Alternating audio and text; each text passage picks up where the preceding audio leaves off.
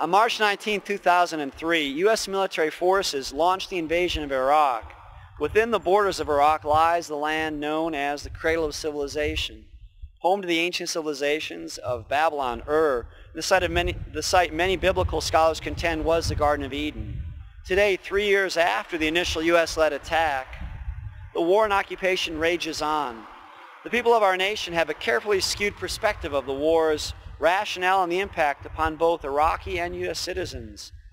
Military recruiting stations like this one here in Colombia and hundreds of others across the nation serve as human conduits for the Pentagon and White House military planners, drawing young men and women into the fighting ranks. Most of our nation's politicians and the bulk of mainstream U.S. media aren't inclined to show the full ugly reality of war to the public. It is common knowledge that about 2,300 U.S. military troops have been killed in the war thus far. More than 17,000 U.S. military personnel have been wounded, including hundreds who have lost limbs. Thousands have lost their sanity. What's not commonly known in the United States, though, is the extent of the impact of the war upon the Iraqi citizens. In 2004, researchers with Johns Hopkins University here in the U.S. conducted a scientific survey across Iraq, and they determined that conservatively at least 100,000 Iraqis had been killed as a direct result of the U.S. war. The findings were published in The Lancet, the highly respected official journal of the British Medical Association. Nicholas Davies, in the 2006 February edition of Z Magazine, revisited the casualty report that was published in The Lancet. He writes, quote, "Allowing for 16 months of the escalating air war and other deaths since the completion of the survey, we have to estimate that somewhere between 185,000 and 700,000 people in Iraq have died as a direct result of the war. Coalition forces have killed anywhere from 70,000 to 500,000 of them, including 30,000 to 275,000 children under the age of 15. Whatever the number of lives taken in this war for U.S. empire, from the perspective of the Columbia Peace Coalition, there is no acceptable level of casualties. This war must end, we believe. Why was it begun, and why is it still being waged?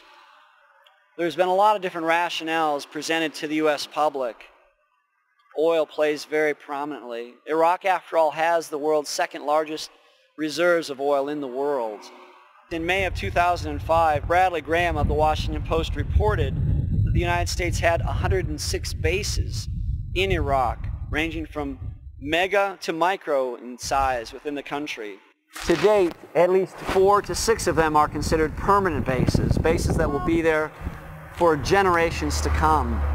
Indeed, it's really calamitous when we think in terms of the disasters of Hurricane Katrina, the fact that thousands of people, tens of thousands of people, maybe many, many more, remain homeless and in destitution. When we know across our country there's not health care for all people in this land, it's really criminal, it seems, that more than 300 billion U.S. tax dollars have already been squandered on this war.